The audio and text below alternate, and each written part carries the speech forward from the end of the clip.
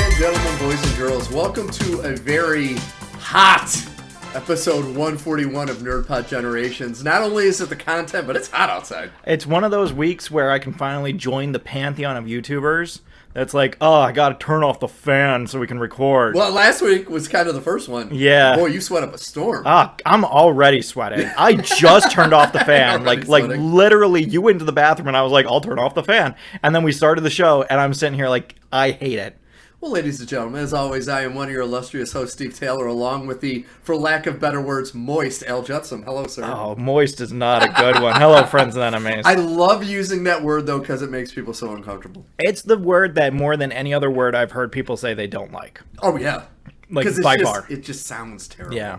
Well, it has a lot of vowel noises people don't like. Yes. And it has a connotation people don't care for. Yes. So because there are good connotations, but man, there are bad connotations going with that word. Well, anyways, folks, the NerdPod Generations 141, so that means there are 140 previous episodes. So just go to nerdpodgen.com, and there are links to Spotify, or you can find us on Apple Podcasts. Please go subscribe to our podcast, and you can listen to all the back episodes, which are all fantastic. If you want to go to YouTube, there's a link to youtube.com, where Al has been graciously putting up clips from our show, so you can listen to us in bite-sized segments on YouTube. Yeah, the Watch Play Reads are getting some good traction. Yeah, dude, that last one hit, that started going quick. Yeah. I was very impressed by that. I will also say your Watch Play Reads are more popular than my Watch Play Reads. Well, I think the thing is, I've brought up some topics that you've gotten very passionate about too. You're not wrong. Yeah, and I think that helps. Like, it's when I bring up topics most of the time, it's not necessarily for me to talk about. Yeah. It's to set you up, get a conversation going. Yeah. I also think that anybody who remembers the old Colbert Report before the Late Show, I think we have the Colbert bump when it comes to the grown segment and anything Marvel related. Yeah. Anything that has Marvel in it. And let me tell you, folks, if you like that, go to youtube.com and look up the Obi-Wan Kenobi shows. Oh boy. Holy cow. If you like our bumps on that, you're going to love Obi-Wan. I should also start working on putting up the watching reviews. Oh yeah, because some of those, I mean, they're chunkier. Yeah, because they're full episodes. And we do watch and reviews, folks. Which the next one, unfortunately, will probably be Deadpool and Wolverine. But we will go to a movie, watch it, and then we'll just come right back and review it. Which Devara, the new Hollywood one, I think that got pushed to September. Did it? We could do that, which is good because I was planning because I thought that would be a good Apple Cinema one because I know they're going to show it. Yeah. They might be the only ones showing it. I'm thinking the Little would also. Yeah, the Little might. But, we'll have a nice burger while we watch some Indian people getting their throats slit in blood. I want to see this movie that looks like it could be 300, but is very clearly set in a more modern setting. And I'm just like, how is it? It's like 300 with pirates. I swear, because I thought for so long that it was a period piece. And then you were like, but there's those big shipping containers. And then I watched the trailers again. I was like, this isn't a period piece. This is modern. It's just awesome. What the fuck is this shit? And there's a music video to one of the songs from it, and it's awesome because it's like a hard rock Indian song. Oh, fun! And it was really good, and the video is awesome. It's like it's a fever dream, but it's really good. There are some great Bollywood and Tollywood numbers out there, just so choice. And you need to, we'll be discussing one of those things coming up soon. We do like to start every show with what have we been watching, playing, reading. I've taken over the last few weeks, so I'm going to let you kick this one off, sir. I will begin with, I've been very busy this week. Me and Kelly have had a big week of watching various things. The one that I do want to start with is Paddington. Awesome movie. So Paddington is that new movie. Everybody has a movie like this every 10 years where you haven't seen it and everybody and their cousin is like, oh my God, you have to watch this. And you're like, I don't know, it hasn't been a priority for me. And then you watch and you're like, oh, okay, I get it. Yeah. Paddington, not Paddington 2. That's the big one. That's the one that's coming next. Yeah. But Paddington was such a bizarre, wonderful experience because the content of the movie has the same tone as Beethoven. But artistically, it's outstanding. Oh, it's amazing. It's insane. Some of the artistic things done in this movie me and Kelly were just like, Jesus Christ. At one point, Paddington runs away because he thinks he's causing too much trouble for the family. The family have this beautiful spiral staircase in the middle of their house, and along the spiral staircase is painted a tree with cherry blossoms on it. And the family come back after reading Paddington's note, and this wind comes through and blows all the cherry blossoms off of the painting. And me and Kelly were just like, Jesus Christ. There are moments, because in that moment reminded me of, did you ever see What Dreams May Come? I haven't seen it, no. It's okay. See, this is why. This reaction is exactly why. But it's one of the more depressing things you'll ever watch in your life. Exactly. But when Robin Williams, his children die, and he goes, and then he dies, and he goes to heaven, and when he first gets there, heaven to him is a oil painting. Mm-hmm. And so when I saw Paddington, that scene kind of reminded me, because the life around him, it was like a live painting. Well, there's that moment where Paddington is in the attic writing a letter back to his aunt.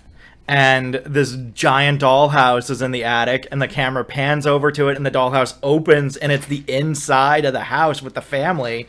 And we go room to room with this family. And I'm just like, oh my fucking God. This is insane. The artistic nature of this is incredible. This is somewhere between Wes Anderson and Beethoven. Like, I don't know how else to put it. I almost said Kate Winslet. Not Kate Winslet. My favorite, Nicole Kidman, stops by on her way to AMC to have her face blown up by a stove. And I'm just like, what is this movie where there's so many incredible artistic moments that will just take your breath away? And then also there's a toilet overflowing and a joke about a dad using a toothbrush after a bear has cleaned his ears with it.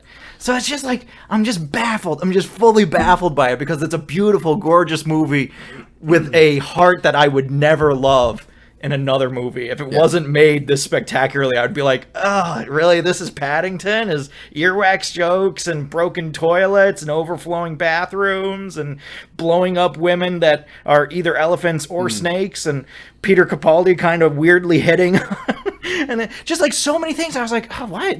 I did not think this was going to be here. And then you turn around in this incredible fresca like in Venice is behind you, and you're like, oh. See, I think the thing with this and the second one, which is also very good, they're kind of, I think the thing that saves them is it's children movie, but it's British children's movie. Well, me and Kelly were talking about this. They fall into that category of family movie. Yes. Children's movies are what Beethoven is. It's a movie that isn't really for anybody but kids. But then you have like this is a family movie because the parents will be like, oh my God, oh my heart. Yeah. You're just using it as a speed bag, Rocky. You got to take a break, man. And the way I knew that this was a good movie is my son, when we told him we were going to watch Paddington, he like sulked. Mm-hmm. My son, when he gets excited watching a movie, he will stand up, bounce, and like run around. Mm-hmm. Because he doesn't know how to unleash his excitement quietly. Yeah. And 3 minutes into that movie, he bounced the entire fucking movie. Yeah. And I was like, this is a good fucking movie. I knew it was just then and there. I'm like, this is a good movie. This is a good one. Yeah. So the other thing I wanted to bring up is we watched, so we're going to cover Godzilla -1. Yes. It's finally on today's docket. We are... Biggest surprise of the week when that showed up on Netflix. Yeah, no, we got to Friday. And couldn't believe it. We were like, oh, I guess we'll do Rebel Moon, and we'll try and watch Justice League Crisis on Infinite Part 2, and we'll put a cap on that well. And then Godzilla -1 dropped on Netflix, and I was I guess we're doing that. I got to work in the morning. Right before I text you, I just looked up, I can't remember, I think it was IGN.com, and it said, Godzilla -1 is on Netflix. And I'm like, what the fuck? And I text you right away. I'm like, we're changing what we're doing. Throw out the first page. We're redoing the whole thing. So we watched Godzilla -1 yesterday, and we got into the afternoon, and we were kind of just like, you want to watch another Godzilla movie? So I watched Shin Godzilla, which is an interesting movie. Yeah. This is a fascinating one. It's kind of hard to go to that one after -1. I've seen them in reverse order. Yeah. Because it's just such a different movie. In terms of, they both have, they're both this premise of trying to show Godzilla through a very specific lens. Yes. Right? So in both movies, Godzilla is both a metaphor and a literal thing that they have to deal with. In Godzilla Minus One, it's obviously nuclear war and the fallout after World War II in Japan and all these other things, cultural issues. In Godzilla, Shin Godzilla, the whole thing is just bureaucracy. It's Godzilla : bureaucracy. And it's just how the government addresses a thing like Godzilla. And the character design was weird. See, this is my other thing, is that it kind of bounced back and forth between having some good effects and having some really bad effects. And I think the bad effects were that way on purpose. I think so, too. I think it was done as a stylistical thing to have, like, these big eyes that don't blink and this kind of just passive face that's just kind of wriggling around. So I think both these movies were homages to the old school Godzilla. Yeah. But this one was a little bit more of, like, the early Doctor Who homage. Yeah. You know what I mean? You're like, well, right. It's an interesting premise because we're once again rewriting the Godzilla lore. This doesn't go into the canon. This is a new whole thing on its own. And so in this world, Godzilla has never existed. He's never been in Toho Studios or in the ocean. Nobody has ever heard of a Godzilla. What the hell is a Godzilla? Suddenly this weird creature comes crawling out of the water, and you have a bunch of scientists that are like, it'll never get on land. And then you have one scientist who's like, oh, it's going to get on land. And what do you know? It gets on land. And it's just kind of like wriggling down the street. And that's the thing. When it first came on land, I'm like, is this the creature Godzilla's going to fight? And then it kind of... And then it begins to evolve into Godzilla. And you're like, oh, okay. Yeah, so that was our reaction, too. Yeah. We were like, what is that? And I was like, I think it's going to turn into Godzilla. It's not done evolving. But there was also weird stuff like when it first shows up, you have this big red blood stain in the water. Yeah. And it floods into an underground car roadway. And so you have all this blood rushing towards camera, kind of Shining style. And you're like, oh, okay. Did it like kill somebody? Did it eat a boat? We find out later, no, it's just breathing out blood. Yeah. But it's just never addressed. A lot of stylistical, interesting choices made here that I found not challenging, but it was definitely more of a procedural Godzilla movie than like a typical Godzilla movie. Yeah. Like, I remember when I was a kid, my dad used to watch Godzilla movies with my sister, and they would always just watch the monster fights. Really? They would skip all the plot and just watch the monster fights. Most of them didn't have that much of a plot. And so this is my thing. If my dad did that with this movie, I think he would only watch the last fight of the movie. Yeah. There's almost no, like, there are fight scenes. There are obviously monster scenes. But all of this movie is the bureaucracy of dealing with, which is interesting. It makes it sound bad. It's really interesting because you see how hamstrung Japan is as far as being able to protect themselves and all the various hoops that they have to jump through and all the things that they have to do and all the fears that they have over doing anything wrong. You know, this idea that if they even kill just a few civilians by accident, it's going to cause a major global issue that's going to set them back decades, and they can't even risk that. So they have to do everything clean. They can't have anybody die that doesn't need to die. They have to have as few casualties here, there, and everywhere. And they don't have control over their own military. They have to go to the U.S. for everything. There's this side plot where the U.S. secretly made Godzilla by accident by dumping a bunch of stuff off the side of an island. That one I've found confusing. I don't know if that was just me having trouble keeping up with the subtitles thing or what, but there were just a lot of moments where I was like, okay, but why isn't America okay? I guess America's just not helping because they suck. We can all agree America sucks. So they made this problem. They control the Japanese military, and they're also not going to help until the third act of the movie. Interesting thing about the government reaction to this is I saw this shortly after we watched Train to Busan. Okay. And I'm like, it's kind of the same thing where the government was like, oh, this isn't really... We don't need to address this. No. So it was interesting because I'm like, is this like a new theme in these movies? Well, and it was interesting because that was something that happened in both Godzilla movies. Is that in both Godzilla movies, the government has the chance to tell people ahead of time, like, hey, get out of this area. And in both movies, the government says, that's going to cause more damage than just having these people in harm's way when shit hits the fan. And so it's just like some interesting rebeats. Yes. The way that the lasers are used in both movies was really interesting. I found that really fascinating. Especially like the Shin Godzilla laser is crazy. Yeah, that's a good way to say it. It's crazy. And watching that thing go off, it takes your breath away. Yeah. You're just shocked by it. And there's some really great moments. I love watching Godzilla evolve in Shin Godzilla. I think that was really well done too. But man, after there's a moment where a helicopter is destroyed, and you're like, okay, so this is going to change the body of the movie, and you're kinda. But it's more just now people who never had the chance to pass the buck are now going to be given the chance to pass the buck. And it was just interesting. If you're into red tape and politics, it's something that you'll definitely love. But I do think that it was also a little... It wasn't cold because it had a lot of humor. Yes. The main character, quote unquote, main character that we follow is this guy who keeps on he's the guy that says this is a monster. Everybody else is like, oh, it's volcanic activity. It's this, it's that. He's like, no, this is a monster.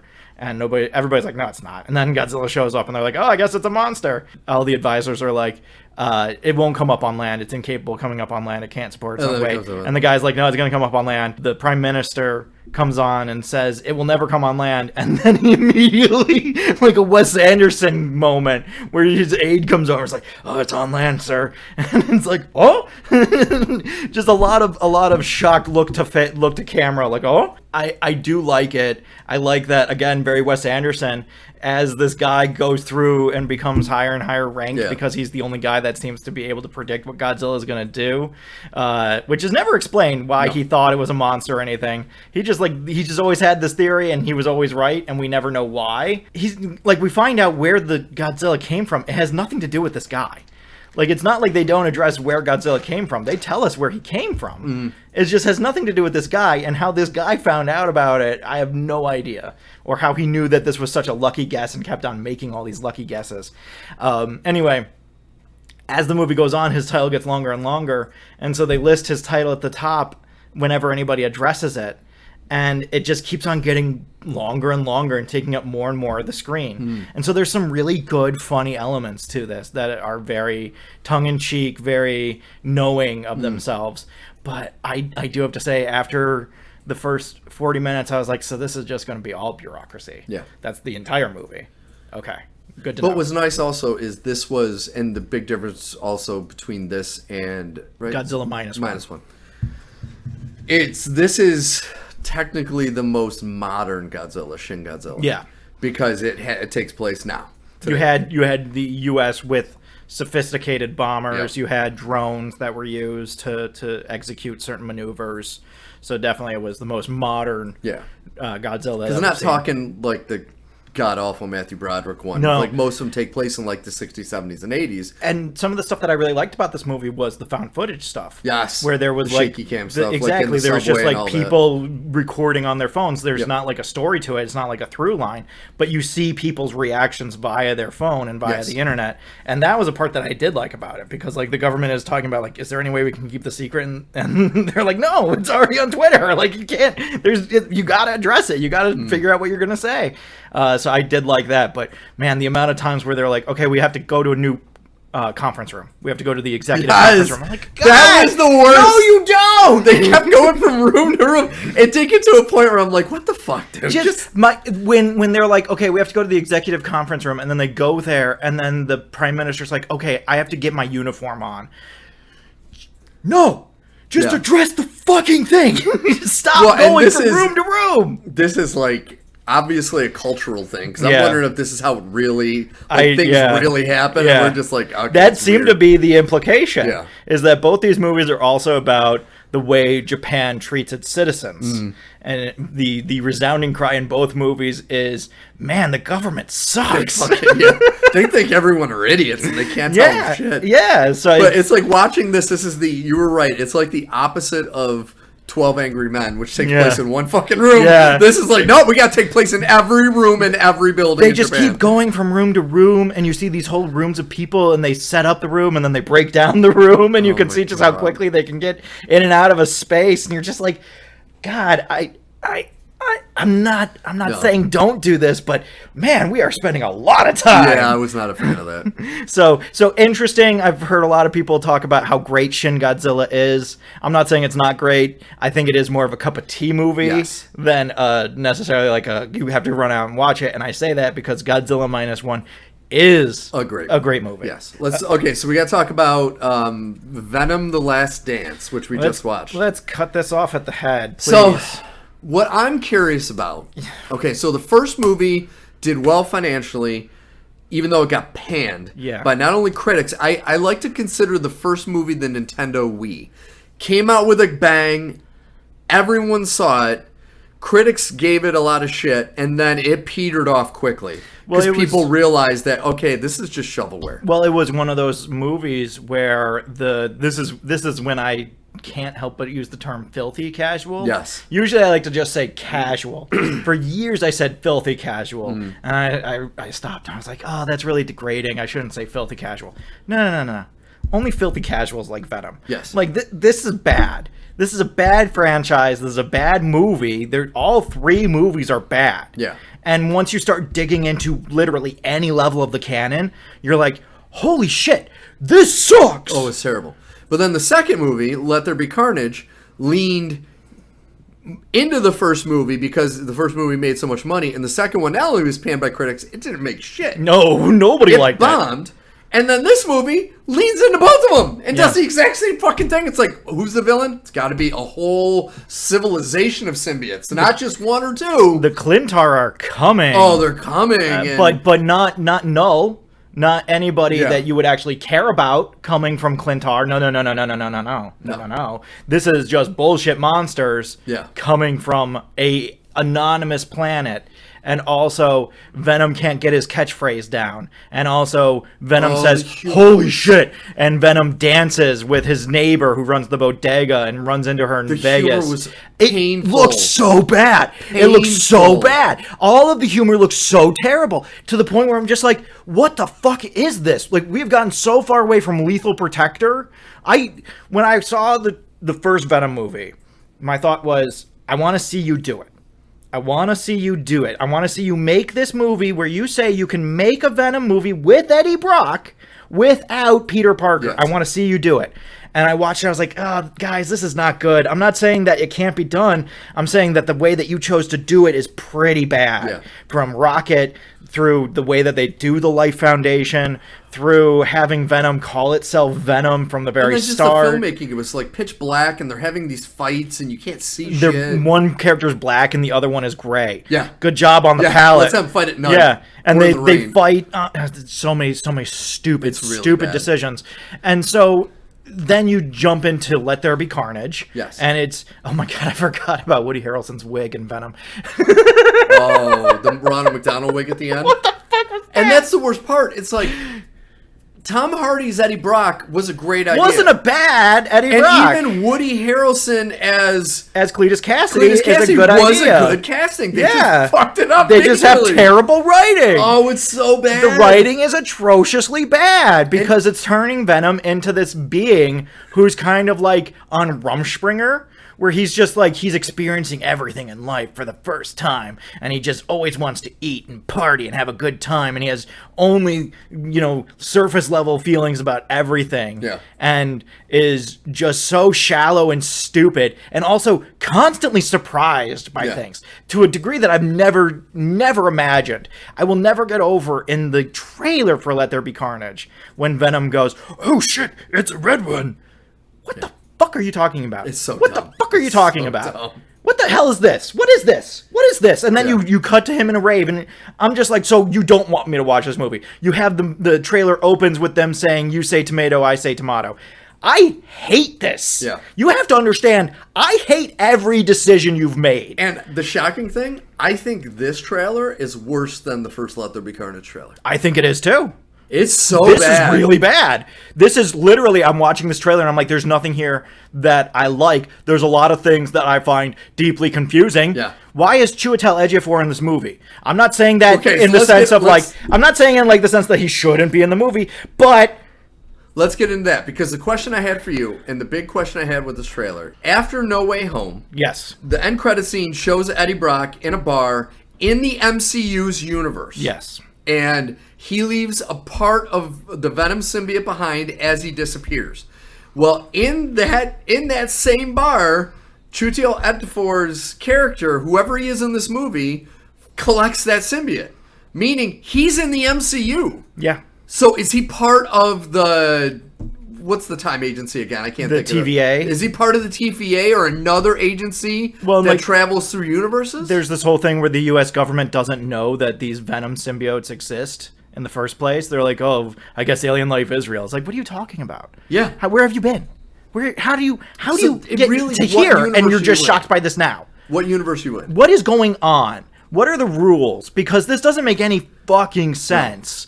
And you get into the minutia of them being crime fighters. You know, you get into them being crime fighters at the beginning of it. And I guess we can just show decapitations and trailers now. Well, that's the thing. I always had this problem. I had this problem with 2 Feet Closer when we did it. Yeah. If you can't do gore, which they can't because it's PG-13, don't bite off people's heads on camera, because there's going to be a massive splash of blood when you do that. Yeah. Kind of It like looks Morbius ridiculous. when he would bite people in the neck and there would be no blood. It looks stupid. It looks so bad. It looks dumb and stupid, and you look dumb and stupid for doing it. Yes. And and then you have the whole thing of like, they can't get their catchphrase right. Which Oh, also, that was- how is I think it's very telling. I think it's extremely telling that this movie is being promoted as the end of the Venom series. Yes. Which, first off, before I get to my actual point, so the whole thing with him being in No Way Home was pointless. Because he will still never meet Peter. Yes. There was no point to that. That whole thing, fully pointless. And the only point was that he left the symbiote behind in Peter's universe, and you would assume it would find Peter. Yeah. Because it was interested in him. Yeah. And then you Which have is the symbiote Spider-Man. I hate that so much. Oh, it's terrible. I hate it so much. That's ass backwards from where you should be. Like, I can't get over. So, anyway, you have this. Deep breath. You have this movie, and they are calling it The Last Dance, implying that it's the last Venom movie. How is this movie not called We Are Venom? I don't. Like, so Venom, Let There Be Carnage, and We Are Venom. That's as straight a line as you're ever gonna get. Well, this title is as spoon-fed a title as I've ever It's seen. so because bad. It's like, we need people to really understand this is the last Venom. Let's call it Last Dance. And it has to be fun and stupid. We have Yeah. to let people know ahead of time, hey, this is no longer a dark, brooding superhero Shit saga. never was. Well, but they tried to make it seem like it was for so long, where it's like, oh, this is one of those edgy, darker superhero stories. No, it's not. This is fucking dumb and nothing fucking matters, and you should never fucking care. I just finished the New Game Plus in Spider-Man 2. Again, I've killed that game to death. It is I'm so done in it. Not done playing it. I love playing it, but there's absolutely nothing left for me to do in it. The Venom in that is so much better than this, and it goes way too far. It gets crazy. It blows out the doors with these giant symbiote towers and crazy things where they do the I can't remember the saga. I guess it's the Let There Be Carnage saga, where a bunch of symbiotes rain down on New York City and take over people. So they kind of do that storyline, and it just goes too far. You know, it's crazy, and you're like, I've never seen Venom do this kind of shit before. That's still 10 million times better than this. Yeah. Because at least there you get the tone and style of it right. In the very beginning of the trailer, they show that Eddie and Venom are not bonded because they can't tell what the other is thinking. So why the fuck would I care about this movie? It's terrible. And it's funny, we're talking about it, and even though I'm on a different page on IMDb, that trailer's playing right now. Yeah.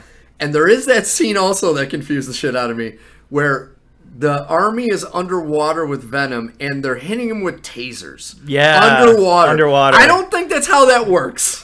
Talk to Taika Waititi about how the God of Thunder can get tased. Yeah, but like not just tasing him, using tasers underwater. I don't think that's not how tasers work. Yeah, I don't think that's how tasers work. And so I'm watching that like, God, it's so stupid. Yeah, and I don't even want to talk about the fucking horse. Oh my God, the horse thing at the end is just like so. Fuck me, I guess. I come from a world where Eddie can't be without this symbiote for any amount of time because it drives him crazy. Yeah. Because he's become so fully bonded with it. It's part of who he is as an individual. So he stopped associating with himself as Eddie Brock, and he had become Venom fully. And then he gets cancer, so now he can't take off the suit for 2 reasons. But sure, have him put it on a horse. Well, it's the thing now. All 3 movies, at one point, he doesn't have the Venom symbiote. After he, why? There's a fight scene where he's flying around outside the symbiote. Yeah, that was what so the dumb. Fuck are you doing? That was their equivalent of let's take your mask off during the fight that the MCU does. What the fuck is this shit, guys? It's so bad. It looks terrible. It looks terrible. It looks awful. Terrible. We will not be reviewing that movie. No, we still may or may not do Madam Web, and this is in that same ballpark. You have this little carrot on a stick, and you're like, oh, Madam Web. Because there was a point in my life when I would intentionally search out bad movies just to watch a bad movie. Oh, I'm not blaming you. It very much makes sense. Yes. But to me, it's just like, it's a little triggering. Oh, no, it's definitely triggering. And you know what? That could be why I'm also and that's poking the bear. point. Exactly why I'm poking the bear. Absolutely.